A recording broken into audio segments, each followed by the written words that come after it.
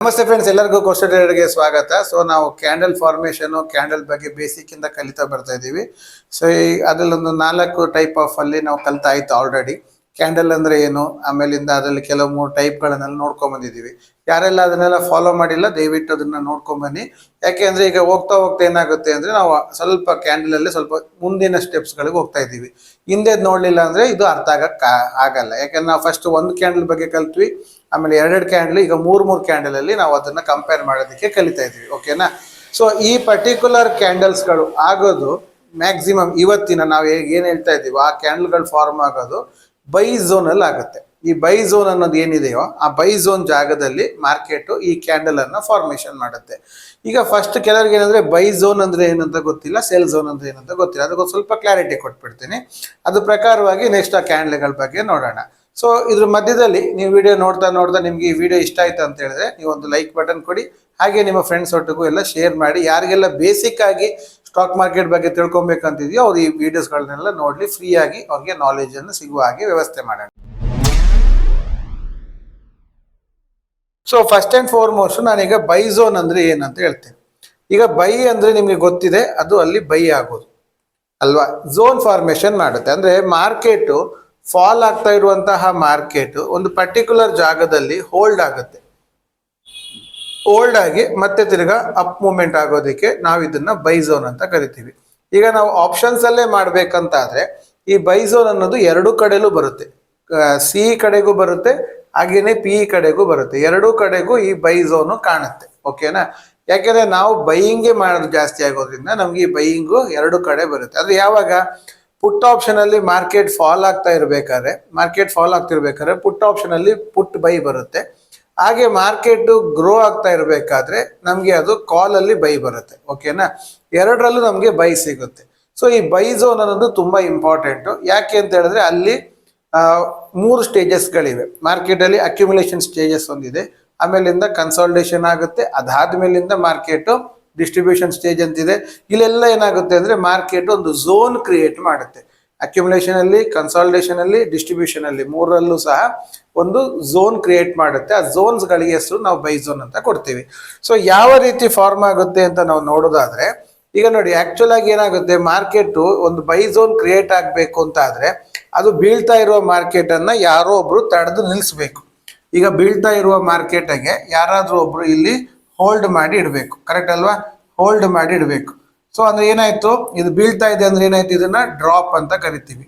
ಬೀಳ್ತಾ ಇದೆ, ಕೆಳಗೆ ಬೀಳೋದಕ್ಕೆ ನಾವು ಡ್ರಾಪ್. ಮಳೆ ನೀರು ಬೀಳುತ್ತೆ ನೋಡಿ, ಮಳೆ ಹನಿ ಡ್ರಾಪ್ ಬೀಳುತ್ತೆ ಅಂತ ಹೇಳ್ತೀವಿ, ಅದು ಡ್ರಾಪ್. ಅದಾದ್ಮೇಲೆ ಏನಾಗುತ್ತೆ, ಇಲ್ಲಿ ಹೋಲ್ಡ್ ಆಗುತ್ತೆ ಅಂದ್ರೆ ಇಲ್ಲೊಂದು ಬೇಸ್ ಕ್ರಿಯೇಟ್ ಮಾಡ್ತಾರೆ. ಇಲ್ಲಿ ಬೇಸ್ ಕ್ರಿಯೇಟ್ ಮಾಡ್ತಾರೆ, ಒಂದೊಂದು ಆ ಝೋನ್ ಅಲ್ಲಿ ಬೇಸ್ ಕ್ರಿಯೇಟ್ ಮಾಡ್ತಾರೆ. ಅದಾದ್ಮೇಲಿಂದ ಅದು ಹೊರಟಾಗ ನಾವೇನ್ ಹೇಳ್ತೀವಿ, ರ್ಯಾಲಿ ಹೋಯ್ತು ಅಂತ ಹೇಳ್ತೀವಿ. ಸೊ ಈ ರೀತಿ ಡ್ರಾಪು, ಬೇಸು, ಆಮೇಲಿಂದ ಹೋಗುವಂತಕ್ಕೆ ರ್ಯಾಲಿ ಅಂತ ಹೇಳ್ತೀವಿ. ಇದನ್ನ ನಾವು ಬೈ ಝೋನ್ ಅಲ್ಲಿ ನಾವು ನೋಡ್ತೀವಿ. ಓಕೆನಾ? ಈ ಬೈ ಝೋನ್ ಅನ್ನ ನಾವು 3 ಕ್ಯಾಂಡಲ್ ಅಲ್ಲಿ ನಾವು ಕಂಡುಹಿಡಿಲಿಕ್ಕೆ ಹೋಗ್ತೀವಿ. ಆ 3 ಕ್ಯಾಂಡಲ್ ಅಲ್ಲಿ ನಾವು ಕಲಿತೀವಿ. ಅವಾಗ ಮಾತ್ರ ನಮ್ಗೆ ಈ ಬೈ ಝೋನ್ ಅರ್ಥ ಆಗುತ್ತೆ. ಸೊ ಅದಕ್ಕೆ ಏನಂತ ಹೆಸರಿಟ್ಟಿದ್ದಾರೆ ಅಂತ ಹೇಳಿದ್ರೆ ನಿಮ್ಗೆ ಅದನ್ನ ಮಾರ್ನಿಂಗ್ ಸ್ಟಾರ್ ಅಂತ ಹೇಳಿ ಕರೀತಾರೆ. ಮಾರ್ನಿಂಗ್ ಸ್ಟಾರ್ ಅಂದ್ರೆ ಏನು, ಮಾರ್ಕೆಟ್ ಫಾಲ್ ಆಗ್ತಾ ಇರುತ್ತೆ, ಅದರಲ್ಲಿ ಒಂದು ರೆಡ್ ಕ್ಯಾಂಡಲ್ ಇರುತ್ತೆ, ಅದಾದ್ಮೇಲಿಂದ ಒಂದು ಡೋಜಿ ಕ್ಯಾಂಡಲ್ ಬರಬೇಕು, ಡೋಜಿ ಆದ್ಮೇಲಿಂದ ಒಂದು ಗ್ರೀನ್ ಕ್ಯಾಂಡಲ್ ಫಾರ್ಮ್ ಆಗುತ್ತೆ. ಸೊ ಇದನ್ನ ನಾವೇನ್ ಹೇಳ್ತೀವಿ, ಇದು ಬೈ ಝೋನ್ ಅಂತ ಹೇಳ್ತೀವಿ, ಮಾರ್ನಿಂಗ್ ಸ್ಟಾರ್ ಅಂತ ಕರೀತಾರೆ. ಈ ಡೋಜಿಯನ್ನ ಸೈಜ್ ಅಲ್ಲಿ ವ್ಯತ್ಯಾಸ ಇರುತ್ತೆ. ಕೆಲವರು ಇಷ್ಟು ದೊಡ್ಡ ಡೋಜಿ ಮಾಡ್ತಾರೆ, ಕೆಲವರು ಸಣ್ಣ ಡೋಜಿ ಇರಬೇಕು ಅಂತಾರೆ, ಕೆಲವರು ಏನಾಗುತ್ತೆ. ಅದೇ ಕಾನ್ಸೆಪ್ಟ್ ನೀವು ಅರ್ಥ ಮಾಡ್ಕೊಳ್ಳಿ. ಅದ್ರೆ ಫುಲ್ ಡೀಪ್ ಆಗಿ ಹೋಗೋ ಬದಲು ನೀವು ಅದಕ್ಕೆ ಬೇಕಾಗುವಂತಹ ಒಂದು ಕಾನ್ಸೆಪ್ಟ್ ಅನ್ನು ಅರ್ಥ ಮಾಡ್ಕೊಂಡ್ರಿ ಅಂತ ಆದ್ರೆ ನಿಮ್ಗೆ ಅದು ಕ್ಲಾರಿಟಿ ಸಿಗುತ್ತೆ. ಏನದು ನೋಡಿ, ಮಾರ್ಕೆಟ್ ಫಾಲ್ ಆಗ್ತಾ ಇದೆ, ಅದು ಎಲ್ಲಿಂದ ಫಾಲ್ ಆಗ್ತಿದೆ ಅಂತ ನಮ್ಗೆ ಗೊತ್ತಿಲ್ಲ. ಆದ್ರೆ ಒಂದು ದೊಡ್ಡ ಕ್ಯಾಂಡ್ಲು ಖಂಡಿತವಾಗ್ಲೂ ಕೊನೆಯಲ್ಲಿ ಲಾಸ್ಟ್ ಅಲ್ಲಿ ಒಂದು ದೊಡ್ಡ ಕ್ಯಾಂಡ್ಲ್ ಆಗಿರ್ಲೇಬೇಕು. ಕರೆಕ್ಟ್ ಅಲ್ವಾ? ಫಾಲ್ ಆಗ್ತಾ ಬರ್ತಾ ಇದೆ ಅಂದ್ರೆ ಮಾರ್ಕೆಟ್ ದೊಡ್ಡ ದೊಡ್ಡ ಕ್ಯಾಂಡ್ಲ್ ಮಾಡ್ಕೊಂಡು ಬೀಳ್ತಾ ಬರಬೇಕು. ಬೀಳ್ತಾ ಬರುವಂತ ಕ್ಯಾಂಡಲ್ ಅನ್ನ ಹೋಲ್ಡ್ ಮಾಡಿ ಇಡಬೇಕು ಅಂತ ಆದ್ರೆ, ಅಂದ್ರೆ ಹೋಗದೆ ಅಲ್ಲಿಗೆ ಒಂದು ಸ್ಟಾಪ್, ಫುಲ್ ಸ್ಟಾಪ್ ಕೊಡಬೇಕು ಅಂತ ಆದ್ರೆ ಇಲ್ಲೇನಾಗಿರ್ಬೇಕು, ಇಲ್ಲಿ ಹೆವಿ ಬಿಲ್ಲಿಂಗ್ ಆಗಿರ್ಬೇಕು. ಕರೆಕ್ಟಾ? ಹೆವಿ ಬಿಲ್ಲಿಂಗ್ ಆಗಿರ್ಬೇಕು. ಬಿಲ್ಲಿಂಗ್ ಹೆಂಗಾಗಿರುತ್ತೆ, ಉಲ್ಟಾ ಡೈರೆಕ್ಷನ್ ಇರುತ್ತೆ, ನಾನ್ ಡೈರೆಕ್ಷನ್ ಇರುತ್ತೆ. ನಾನ್ ಡೈರೆಕ್ಷನ್ ಇರುತ್ತೆ ಅಂದ್ರೆ ಏನರ್ಥ, ಮಾರ್ಕೆಟ್ ಫಾಲ್ ಆಗ್ತಾ ಇರೋ ಹೊತ್ತಿಗೆ ಅಲ್ಲಿ ಒಬ್ರು ನಾನ್ ಡೈರೆಕ್ಷನ್ ಅಲ್ಲಿ ಬೀಳ್ತಾರ ಮಾರ್ಕೆಟ್ ಅಲ್ಲಿ ಬೈ ಮಾಡ್ಲಿಕ್ಕೆ ರೆಡಿ ಇರ್ತಾರೆ. ಈಗ ಕೆಲವು ಸ್ಟಾಕ್ಸ್ಗಳನ್ನೆಲ್ಲ ನೋಡ್ತಿರ್ತೀವಿ, ಸ್ಟಾಕ್ಸ್ ಫಾಲ್ ಆಗ್ತಾ ಇರುವಂತ ಸ್ಟಾಕ್ಸ್ ಅಲ್ಲಿ ಪರ್ಟಿಕ್ಯುಲರ್ ರೇಟ್ ಬರ್ತಿದ್ದಂಗೆ ಮಾರ್ಕೆಟ್ ಅಲ್ಲಿ ಹೋಲ್ಡ್ ಆಗಿ ಹೋಗುತ್ತೆ, ಮುಂದೋಗಲ್ಲ, ಇಳಿತಾ ಇರುತ್ತೆ. 140, 130, 120, 110 ಬೀಳ್ತಾ ಇರುತ್ತೆ. ಸಡನ್ ಆಗಿ 85, 90 ಬರ್ತಿದ್ದಂಗೆ ಹೋಲ್ಡ್ ಆಗಿ ಹೋಗ್ಬಿಡುತ್ತೆ, ಅಲ್ಲೇ ಇರುತ್ತೆ, ಜಾಸ್ತಿ ಮೂವ್ಮೆಂಟ್ ಆಗಲ್ಲ. ಒಂದು 90, ಒಂದು 10 ಪಾಯಿಂಟ್ ಅಲ್ಲಿ ಅಲ್ಲೇ ಮೂವ್ಮೆಂಟ್ ಆಗಿ ಹೋಲ್ಡ್ ಅಲ್ಲಿ ಇರುತ್ತೆ. ಹಂಗೆ ಹೋಲ್ಡ್ ಮಾಡ್ಬೇಕಂದ್ರೆ ಅಲ್ಲಿ ಏನಾಗಿರ್ಬೇಕು, ಅಲ್ಲಿ ಬಿಲ್ಲಿಂಗ್ಗಳು ಜಾಸ್ತಿ ಇರಬೇಕು. ಬಿಲ್ಲಿಂಗ್ಗಳು ಜಾಸ್ತಿ ಇದ್ದು ಆ ಬೀಳ್ತಾ ಇರೋ ಮಾರ್ಕೆಟ್ಗೆ ಯೂ ಟರ್ನ್ ಓಡಿಸ್ಬೇಕು. ನೀವು ಕಾನ್ಸೆಪ್ಟ್ ಅನ್ನು ಅರ್ಥ ಮಾಡ್ಕೊಳ್ಳಿ. ಡೋಜಿ ಸೈಜು, ಆ ಸೈಜು, ಅದು ಹೀಗಿದ್ರೆ ಮಾತ್ರ ಆಗುದಂತೆ, ಹಿಂಗಿರಬಾರ್ದಂತೆ, ಅದೆಲ್ಲ ಏನು ಇಲ್ಲ. ನೀವು ಅದ್ರ ಕ್ಲಿಯರ್ ಆಗಿ ಅರ್ಥ ಮಾಡ್ಕೊಂಡ್ರೆ ಸಾಕು ಕಾನ್ಸೆಪ್ಟ್. ಬೀಳ್ತಾ ಇರೋ ಮಾರ್ಕೆಟ್ ಅಲ್ಲಿ ಒಬ್ರು ತಡೆದು ನಿಲ್ಲಿಸ್ಬೇಕು, ತಡೆದು ನಿಲ್ಸಿದ ಮೇಲಿಂದ ಅವನು ಯೂ ಟರ್ನ್ ಹೊಡಿಬೇಕು. ಯೂ ಟರ್ನ್ ಹೊಡೆದಿದ್ದು ಗ್ರೀನ್ ಆಗಿ ಸ್ವಲ್ಪ ಆದಷ್ಟು ಈ ಕ್ಯಾಂಡಲ್ ಸೈಜ್ ಅಲ್ಲೇ ಇರಬೇಕು, ಅಂದ್ರೆ ಅಷ್ಟೇ ಕೆಪಾಸಿಟಿ ಅವನಾಗಿರ್ಬೇಕು. ಈ ರೆಡ್ ಕ್ಯಾಂಡಲ್ ಎಷ್ಟಿತ್ತೋ ಆ ಕೆಪಾಸಿಟಿ ಅಷ್ಟೇ ಇಲ್ಲಿ ಬೈಯಿಂಗ್ ಬರ್ತಾ ಇದೆ ಅಂತ ಹೇಳಿದ್ರೆ ಅವಾಗ ಅಲ್ಲಿ ಕರೆಕ್ಟಾಗಿ ಯೂ ಟರ್ನ್ ಆಯ್ತು ಅಂತ ನಾವು ಹೇಳ್ಬೋದು. ಕರೆಕ್ಟ್ ಅಲ್ವಾ? ಸೊ ಆ ರೀತಿಯಲ್ಲಿ ಫಾರ್ಮೇಶನ್ ಆಗಿರುತ್ತೆ. ಇದನ್ನ ನಾವು ಮಾರ್ನಿಂಗ್ ಸ್ಟಾರ್ ಅಂತ ಕರಿತೀವಿ, ಇದನ್ನ ಬೈ ಝೋನ್ ಅಂತಾನು ಕರಿತೀವಿ. ಓಕೆನಾ? ಇಲ್ಲೇನ್ ಮಾಡ್ತೀವಿ ನಾವು, ಇಲ್ಲೇನ್ ಮಾಡ್ಬೇಕು ಆಕ್ಚುಲ್ ಆಗಿ ಬೈ ಝೋನ್ ಅನ್ನ ಕರೆಕ್ಟ್ ಆಗಿ ನಾವ್ ಏನ್ ಮಾಡ್ಬೇಕು ಅಂತ ಹೇಳಿದ್ರೆ, ನಾವ್ ಈ ಡೋಜ್ ಇತ್ತಲ್ಲ, ಈ ಡೋಜಿಗೆ ಒಂದು ಮಾರ್ಕ್ ಮಾಡಿಡ್ಬೇಕು ಬಾಕ್ಸ್. ಸೊ ಈಗ ನಮ್ಗೆ ಇಲ್ಲಿ ರೆಡ್ ಒಳಗೆ ಬಂದಿದೆ, ಗ್ರೀನ್ ಹೊರಗೆ ಹೋಗಿದೆ, ಡೋಜಿ ಫಾರ್ಮೇಶನ್ ಆಗಿದೆ. ಇದನ್ನ ನಾವು ಝೋನ್ ಅಂತ ಮಾಡಿಡಿ. ಈ ಝೋನಿಗೆ ಮಾರ್ಕೆಟು ಪುನಃ ಬರುತ್ತೆ, ಅದನ್ನ ರೀಟೆಸ್ಟ್ ಅಂತ ಕರಿತೀವಿ. ರೀಟೆಸ್ಟ್ ಮಾಡಿ ಮತ್ತೆ ಅದು ಕಂಟಿನ್ಯೂಷನ್ ಆಗುತ್ತೆ. ಇದನ್ನ ನಾವು ಕನ್ಫರ್ಮ್ ಮಾಡ್ಬೋದು, ಇದು ಖಂಡಿತವಾಗ್ಲೂ ಬೈ ಝೋನ್ ಆಗಿದೆ ಅನ್ನೋದನ್ನ ನಾವು ಕನ್ಫರ್ಮ್ ಮಾಡ್ಬೋದು. ಫಾಲ್ ಆಗ್ತಿರ್ಬೇಕು ಮಾರ್ಕೆಟು, ಇದು ಒಂದು ಕ್ಯಾಂಡಲ್, ಇದಕ್ಕಿಂತ ಮೊದಲು ಬೇಕಾದ್ರೆ 2, 3 ಎಷ್ಟು ಬೇಕಾದ್ರೆ ರೆಡ್ ಇರಲಿ, ಇಲ್ಲಿಂದ ಇಲ್ಲಿ ದೊಡ್ಡದೊಂದು ರೆಡ್, ತಿರ್ಗಾ ಒಂದು ರೆಡ್, ಎಷ್ಟು ಬೇಕಾದ್ರೆ ರೆಡ್ ಕ್ಯಾಂಡಲ್ ಇರಲಿ, ಅದನ್ನ ಹೋಲ್ಡ್ ಆಗಬೇಕು. ಹೋಲ್ಡ್ ಆಗಿದ್ದಾಗ ಡೋಜಿಯೇ ಆಗಬೇಕು. ಡೋಜಿ ಅಂದ್ರೆ ಎರಡೂ ಕಡೆಯಿಂದ ಪ್ರೆಷರ್ ಇರಬೇಕು. ಕಡ್ಡಿ ದೊಡ್ಡದು, ಬಾಡಿ ಚಿಕ್ಕದು, ಎರಡೂ ಕಡೆಯಿಂದ ಪ್ರೆಷರ್, ಬೈಯರ್ಸು ಸೆಲ್ಲರ್ಸು ಪ್ರೆಷರ್ ಇರಬೇಕು. ಡೋಜಿ ಕ್ಯಾಂಡಲ್ ಅಂದ್ರೆ ಏನು ಅನ್ನೋದು ನಾನು ಸೆಕೆಂಡ್ ವಿಡಿಯೋದಲ್ಲಿ ಹೇಳಿದ್ದೀನಿ, ನೋಡ್ಕೊಂಬನ್ನಿ, ಗೊತ್ತಾಗೋಗುತ್ತೆ. ಆ ರೀತಿ ಆದ ನಂತರ ತಿರ್ಗಾ ಒಂದು ಗ್ರೀನ್ ಆಗಬೇಕು, ಅದು ರ್ಯಾಲಿ ಹೋಗ್ಲಿಕ್ಕೆ ಪ್ರಾರಂಭ. ಹೋಗುವಂತಹ ಕ್ಯಾಂಡಲ್ ಆದ ನಂತರ ನೆಕ್ಸ್ಟ್ ಕ್ಯಾಂಡಲ್ ಗ್ರೀನು ಆಗ್ಬೋದು, ಅಥವಾ ಅದು ಬಂದು ರೀಟೆಸ್ಟ್ ಮಾಡ್ಲಿಕ್ಕೆ ರೆಡ್ ಆಗಿದ್ದು ಮತ್ತೆ ಈ ಝೋನ್ ಇಂದ ಮತ್ತೆ ಇದು ರ್ಯಾಲಿ ಹೋಗುವಂತ ಚಾನ್ಸಸ್ ಕಾಣುತ್ತೆ. ಇದನ್ನ ನಾವು ಮಾರ್ನಿಂಗ್ ಸ್ಟಾರ್ ಅಂತ ಹೇಳ್ತಾರೆ. 3 ಕ್ಯಾಂಡಲ್ ಅನ್ನ ಕಂಪೇರ್ ಮಾಡಿ ನಾವು ಅಲ್ಲೊಂದು ಬೈ ಝೋನ್ ಅನ್ನ ಕ್ರಿಯೇಟ್ ಮಾಡಿ, ಇದು ಕೆಲಸಲ್ಲಿ ಪುಟ್ಟಲ್ಲೂ ಆಗುತ್ತೆ, ಅದೇ ತರ ಕಾಲಲ್ಲೂ ಆಗುತ್ತೆ, ನಾವು ಸ್ಪಾಟ್ ಅಲ್ಲೂ ನೋಡ್ಬೋದು, ಎಲ್ಲಾದ್ರೂ ನೋಡ್ಬೋದು. ಮತ್ತೆ ನೀವು ಯಾವುದೇ ರೀತಿಯ ಟ್ರೇಡಿಂಗ್ ಮಾಡಿದ್ರೆ ಕಮೋಡಿಟೀಸ್ ಆಗಿರ್ಬೋದು, ಫಾರೆಕ್ಸ್ ಆಗಿರ್ಬೋದು, ಎಲ್ಲ ಕಡೆಗೂ ಇದಾಗ್ತಾ ಇರುತ್ತೆ. ಬಟ್ ಅದಕ್ಕೆ ಮೇಯ್ನ್ ಆಗಿ ಇರೋದು ಏನಂದ್ರೆ ಟೈಮ್ ಫ್ರೇಮ್. ಆ ಟೈಮ್ ಫ್ರೇಮ್ ಅಲ್ಲಿ ನೀವು ಸೆಲೆಕ್ಟ್ ಮಾಡಿ ನೋಡ್ಬೇಕು. ಅಂದ್ರೆ ಕೆಲವು ಟೈಮ್ ಫ್ರೇಮ್ಸ್ಗಳಿದೆ. ಈಗ ನಾವೀಗ ನಿಫ್ಟಿ ಮಾಡ್ತಾ ಇರೋದು ಎಷ್ಟು, 15 ನಿಮಿಷ ಟೈಮ್ ಫ್ರೇಮ್ ಅಲ್ಲಿ ಮಾಡ್ತಾ ಇದೀವಿ. ಅದೇ ತರ ಕೆಲವು ಟೈಮ್ ಫ್ರೇಮ್ ಇಟ್ಕೊಳ್ತಾರೆ. ಈಗ ಕಮೋಡಿಟೀಸ್ಗೆಲ್ಲ ಟೈಮ್ ಚೇಂಜ್ ಇರುತ್ತೆ, ಆಯ್ತಾ? ಒಬ್ಬೊಬ್ರಿಗೆ ಒಂದೊಂದು ಟೈಮಿಂಗ್ಸ್ ಇದೆ. ಆ ಟೈಮಿಂಗ್ಸ್ ಅನ್ನ ಚೂಸ್ ಮಾಡ್ಕೊಂಡು ನಾವು ಮಾಡ್ಬೇಕೇ ಬಿಟ್ಟು ಎಲ್ಲ ಟೈಮಲ್ಲಿ ಆಗಲ್ಲ. 5 ನಿಮಿಷದಲ್ಲಿ ಒಂದು ಆಗೋಯ್ತು ಅಂತ ಹೇಳಿ ಮಾಡೋಕ್ಕಾಗಲ್ಲ. ಒಂದು. ಎರಡನೇದು, ಲೋವರ್ ಟೈಮ್ ಫ್ರೇಮು ಅಷ್ಟು ಎಫೆಕ್ಟಿವ್ ಇರಲ್ಲ. ಲೋವರ್ ಟೈಮ್ ಫ್ರೇಮ್ ಅಲ್ಲಿ ಅಷ್ಟು ಎಫೆಕ್ಟಿವ್ನೆಸ್ ಕಮ್ಮಿ.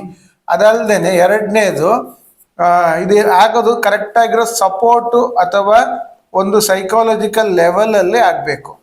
ಸೈಕಾಲಜಿಕಲ್ ಲೆವೆಲ್ ಅಲ್ಲಿ ಇದು ಫಾರ್ಮ್ ಆದ್ರೆ ಬೆಸ್ಟ್ ಇರುತ್ತೆ. ಸೈಕಾಲಜಿಕಲ್ ಲೆವೆಲ್ ಅಲ್ಲಿ ಆಗ್ಬೇಕು, ಒಂದು ಒಳ್ಳೆ ಸಪೋರ್ಟ್ ಜಾಗದಲ್ಲಾದ್ರೆ ಇದನ್ನ ನಾವು ಇನ್ನೂ ಸ್ವಲ್ಪ ಸ್ಟ್ರಾಂಗ್ ಆಗಿ ಬಿಲೀವ್ ಮಾಡ್ಬೋದು. ಓಕೆನಾ?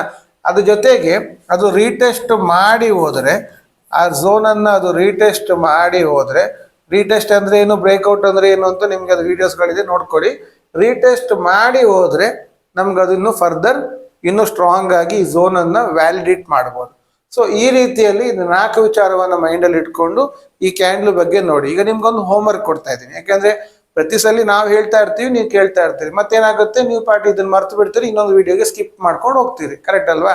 ನೀವು ಕಲ್ತಿದ್ದು ಹೌದೋ ಅಲ್ವೋ ಅಂತ ನಮಗ್ ಗೊತ್ತಾಗ್ಬೇಕು. ಅದಕ್ಕೋಸ್ಕರ ನಾನು ನಿಮ್ಗೊಂದು ಹೋಮ್ವರ್ಕ್ ಕೊಡ್ತಾ ಇದ್ದೀನಿ. ಏನಂತ ಹೇಳಿದ್ರೆ, ನೀವು ನಿಫ್ಟಿ ಚಾರ್ಟ್ ಓಪನ್ ಮಾಡಿ ನೀವು ಎಲ್ಲೆಲ್ಲಿ ಈ ಕ್ಯಾಂಡಲ್ ಅನ್ನ ನೋಡ್ತಾ ಇದ್ದೀರಿ, ಯಾವ್ದ್ರಲ್ಲಿ, 15 ನಿಮಿಷ ಟೈಮ್ ಫ್ರೇಮ್ ಅಲ್ಲಿ 15 ನಿಮಿಷ ಟೈಮ್ ಫ್ರೇಮ್ ಅಲ್ಲಿ 15 ನಿಮಿಷಕ್ಕೆ ಟೈಮ್ ಫ್ರೇಮ್ ಇಟ್ಕೊಳ್ಳಿ. ನಿಮಗೆ ಎಲ್ಲೆಲ್ಲಿ ಸಿಕ್ಕಿದೆ, ನಾನು ಹೇಳಿದಂತಹ ವ್ಯವಸ್ಥಿತವಾಗಿ, ಅಂದ್ರೆ ಸಪೋರ್ಟು ಸೈಕಾಲಜಿಕಲ್ ಅಲ್ಲಿ ರೀಟೆಸ್ಟ್ ಮಾಡ್ಕೊಂಡು ಹೋಗಿದ್ಯೋ ಇಲ್ವೋ, ಎಷ್ಟು ದಿವಸ ಮಾಡಿದೆ, ಎಷ್ಟು ದಿವಸ ಮಾಡಿಲ್ಲ, ಅದು ಮಾಡಿದ್ರಲ್ಲಿ ಎಷ್ಟು ಮೂಮೆಂಟ್ ಇತ್ತು, ಎಷ್ಟು ಮೂಮೆಂಟ್ ಇಲ್ಲ ಅಂತ ನೀವು ಪ್ರತಿಯೊಬ್ಬರು ಒಂದೊಂದು ತಿಂಗಳದ್ದು ಬ್ಯಾಕ್ ಟೆಸ್ಟ್ ಮಾಡಬೇಕು, 1 ಮಂತ್. ಈಗ ಟ್ರೇಡಿಂಗ್ ವ್ಯೂ ಅವರು ನಮಗೆ 11 ತಿಂಗಳು 10 ತಿಂಗಳವರೆಗೆ ಬ್ಯಾಕ್ ಟೆಸ್ಟ್ ಮಾಡಲಿಕ್ಕೆ ಅವಕಾಶ ಕೊಟ್ಟಿದ್ದಾರೆ. ಅದಲ್ಲದೆ ನಿಮ್ಮ ಬ್ರೋಕರ್ ಆ್ಯಪ್ ಕಂಪನಿಯವರು ಇನ್ನೂ ಜಾಸ್ತಿ 2 ವರ್ಷವರೆಗೂ ನಾವು ಬ್ಯಾಕ್ ಟೆಸ್ಟ್ ಮಾಡ್ಬೋದು. ಅಂಥದ್ರಲ್ಲಿ ನೀವು 1 ತಿಂಗಳದ್ದು ನೀವು ಚೂಸ್ ಮಾಡಿ ಆ 1 ತಿಂಗಳಲ್ಲಿ ಎಷ್ಟು ಸಲ ಇದು ಝೋನ್ ವರ್ಕ್ ಆಗಿದೆ, ಆಮೇಲೆ ಅದು ವರ್ಕ್ ಆಗಿರೋದು ಯಾವ ರೀತಿ ಇದೆ, ಅದು ಕನ್ಫರ್ಮ್ ಇದೆಯೋ ಇಲ್ವೋ, ಇದೆಲ್ಲದನ್ನು ನೀವು ಹೋಮ್ವರ್ಕ್ ಮಾಡಬೇಕು. ಹೋಮ್ವರ್ಕ್ ಮಾಡಿ ಅದನ್ನು ರೆಡಿ ಮಾಡಿ ಚಾರ್ಟು ಎಷ್ಟು ದಿವಸ ಬಂದಿತ್ತು. ಈಗ ಉದಾಹರಣೆಗೆ ನೀವು ಜುಲೈಯಲ್ಲಿ ಮಾಡ್ತಾ ಇದ್ದೀರಿ ಅಂತ ಇಟ್ಕೊಳ್ಳಿ, ಜೂನಲ್ಲಿ ಮಾಡ್ತಾ ಇದ್ದೀರಿ ಅಂತ ಇಟ್ಕೊಳ್ಳಿ. ಜೂನ್ ಮಂತದ್ದು ಜೂನ್ 1ನೇ ತಾರೀಕಿಂದ 30ನೇ ತಾರೀಕುವರೆಗೆ ಎಷ್ಟು ದಿವಸ, ನಂಬರ್ ಆಫ್ ಡೇಸು ಒಟ್ಟು 20 ಟ್ರೇಡಿಂಗ್ ಡೇಸ್ ಇರೋದು. 20 ಟ್ರೇಡಿಂಗ್ ಡೇಸಲ್ಲಿ ಎಷ್ಟು ದಿವಸ ಬಂದಿತ್ತು? ಫಾರ್ ಎಕ್ಸಾಂಪಲ್ 6 ದಿವಸ ಬಂದಿತ್ತು, 6 ದಿವಸ ಬಂದಿತ್ತು. ಅದ್ರಲ್ಲಿ ಸಕ್ಸಸ್ ರೇಷಿಯೋ ಎಷ್ಟು? ಸಕ್ಸಸ್ ಆಗಿದ್ದು 4, ಫೇಲಿಯರ್ ಆಗಿದ್ದು ಎಷ್ಟು? ಫೇಲಿಯರ್ ಆಗಿದ್ದು 2. ಈ ರೀತಿ ಒಂದು ಮಾಡಿ ನಮ್ಮ ಟೆಲಿಗ್ರಾಮಲ್ಲಿ ಪೋಸ್ಟ್ ಮಾಡಿ. ಇದರಿಂದ ಏನಾಗುತ್ತೆ, ನೀವು ವರ್ಕ್ ಮಾಡ್ತಾ ಇದ್ದೀರಿ ಅಂತ ನಮ್ಗೆ ಗೊತ್ತಾದಾಗ ನಮ್ಗೆ ಇನ್ನೂ ಹೆಚ್ಚಿಗೆ ವಿಡಿಯೋ ಮಾಡ್ಲಿಕ್ಕೆ ನಮಗೂ ಖುಷಿ ಆಗುತ್ತೆ. ಓಕೆ, ಅಟ್ಲೀಸ್ಟ್ ಒಂದಿಷ್ಟು ಜನ ಅದಕ್ಕೆ ಇನ್ವಾಲ್ವ್ ಆಗ್ತಾ ಇದ್ದಾರೆ ಅಂತ. ಒಬ್ಬೊಬ್ರು ಒಂದೊಂದು ತಿಂಗಳು ತಗೊಳ್ಳಿ, ಕಾಪಿ ಮಾಡಕ್ಕೆ ಹೋಗ್ಬೇಡಿ. ಯಾರೋ ಒಬ್ರು ಹಾಕಿದ್ದಾರೆ ಅದನ್ನೇ ತಗೊಂಡು ನೀವು ಪೇಸ್ಟ್ ಮಾಡಕ್ಕೆ ಹೋಗ್ಬೇಡಿ. ನೀವು ಒಂದು ತಿಂಗಳು ಮಾಡಿ. ಮಾಡೋದ್ರಿಂದ ಏನಾಗುತ್ತೆ, ನಿಮಗೆ ಅದು ಕಣ್ಣಿಗೆ ಕಾಣುತ್ತೆ, ಈ ಝೋನ್ ಕಣ್ಣಿಗೆ ಕಾಣುತ್ತೆ, ಕರೆಕ್ಟ್ ಅಲ್ವಾ? ಆ ಝೋನ್ ನಿಮಗೆ ಅರ್ಥ ಆಗಬೇಕು, ಆ ಝೋನನ್ನು ನೋಡಿ. ಅದೇ ಥರ ಏನಾಗುತ್ತೆ, ಈ ತಿಂಗಳಲ್ಲಿ ಇಷ್ಟ ಆಯಿತು, ನೆಕ್ಸ್ಟ್ ಮಂತ್ ಎಷ್ಟು. ಈಗ ಮೊನ್ನೆ ಯಾರೊಬ್ರಿಗೆ ಆ ಕ್ಯಾಂಡ್ಲ್ ಬಗ್ಗೆ ಹೇಳಿದ್ರಲ್ಲ, 6 ತಿಂಗಳದ್ದು ರಿಪೋರ್ಟ್ ಮಾಡಿ ಹಾಕಿದ್ದಾರೆ. 6 ತಿಂಗಳು ನಾನು ನೋಡಿದೆ, ಈ ರೀತಿ ಎಲ್ಲ ಫಾರ್ಮ್ ಆಗಿತ್ತು ಅಂತ. ಅದು ಅವರ ಇಂಟ್ರೆಸ್ಟ್. ನೀವು ಎಷ್ಟು ಇನ್ವಾಲ್ವ್ ಆಗ್ತೀರೋ ಅಷ್ಟಕ್ಕಷ್ಟು ನೀವು ಕಲಿತೀರಿ. ಅವಾಗ ಏನಾಗುತ್ತೆ, ನಾಳೆ ಮಾರ್ಕೆಟಲ್ಲಿ ಇದು ಫಾರ್ಮ್ ಆದಾಗ ನಿಮ್ಮ ತಲೆಗೆ ಬಂದ್ಬಿಡುತ್ತೆ, ಓಕೆ ಈಗ ಇದು ಆಗ್ತಾ ಇದೆ, ಸೊ ನಾನೀಗ ರೆಡಿ ಆಗಬೇಕು ಅಂತ. ನೀವು ಇದನ್ನ ಕಲಿತು ಬನ್ನಿ. ನೆಕ್ಸ್ಟ್ ವಿಡಿಯೋದಲ್ಲಿ ನಾನು ಸೆಲ್ ಝೋನ್ ಹೇಗಾಗುತ್ತೆ ಅನ್ನೋದನ್ನು ಹೇಳ್ತೀನಿ. ಸೊ ದಟ್ ಅವಾಗ ಏನಾಗುತ್ತೆ, ನಿಮಗೆ ಸೆಲ್ ಝೋನ್ ಬಗ್ಗೆನೂ ತಿಳ್ಕೊಬೋದು. So by zone cell zone ತಿಳ್ಕೊಂಡ್ರಿ ಅಂತ ಆದ್ರೆ ಅರ್ಧವಾಸಿ ಕೆಲಸ ಮುಗ್ದಂಗೆ. ಮಾರ್ಕೆಟಲ್ಲಿ ನಾವು ಎಲ್ಲಿ ತಗೊಬೇಕು ಅನ್ನೋದು ನಮ್ಗೆ ಗೊತ್ತಿರಬೇಕು, ಕರೆಕ್ಟ್ ಅಲ್ವಾ? ಅದನ್ನ ಸುಲಭದಾಗಿ ಇನ್ಸ್ಟಿಟ್ಯೂಟ್ ಅವ್ರು ಎಲ್ಲಿ ಬೈ ಮಾಡ್ತಾರೋ ಅಲ್ಲಿ ನಾವು ತಗೊಂಡ್ಬಿಡ್ಬೋದು. ಅವಾಗ ನಮ್ಗೆಲ್ಲಿ ಸ್ಟಾಪ್ ಲಾಸ್ ಆಗುವಂಥದ್ದು ತುಂಬಾ ಕಮ್ಮಿ. ಸೊ ಅದನ್ನ ಐಡೆಂಟಿಫೈ ಮಾಡೋದು ಹೇಗೆ ಅನ್ನೋದನ್ನ ನಾನು ನಿಮ್ಗೆ ಹೇಳ್ತಾ ಇದ್ದೀನಿ. ಸೊ ಇದನ್ನ ಗಮನ ಕೊಟ್ಟು ಕಲೀರಿ. ಇದು ವಿಡಿಯೋ ನಿಮ್ಗೆ ಏನು ಇಷ್ಟ ಆಯ್ತೋ ಇಲ್ವೋ ನೀವು ಕಮೆಂಟ್ ಅಲ್ಲಿ ತಿಳಿಸಿ. ಅಲ್ಲಿವರೆಗೆ ನಿಮ್ಮೆಲ್ಲರೊಟ್ಟಿಗೆ ಬೈ. Thank you.